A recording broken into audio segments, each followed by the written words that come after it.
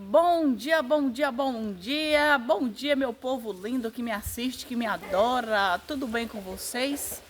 Hoje estou aqui, não estou linda, não estou maravilhosa, não estou chique, muito menos elegante, mas eu estou aqui para te desejar um bom dia, uma ótima sexta-feira, que Deus abençoe nosso dia, que possamos ter um dia abençoado por Deus, um dia cheio dos livramentos e do cuidado de Deus com a nossa vida. Um ótimo fim de semana para todos nós, que possamos finalizar esta semana sobre a proteção e o cuidado de Deus conosco.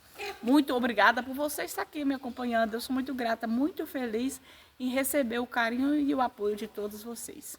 Que Deus abençoe a tua vida, a tua família, o teu trabalho e tudo que você for fazer e for bom para a tua vida vai dar certo e vai ter prosperidade em nome de Jesus.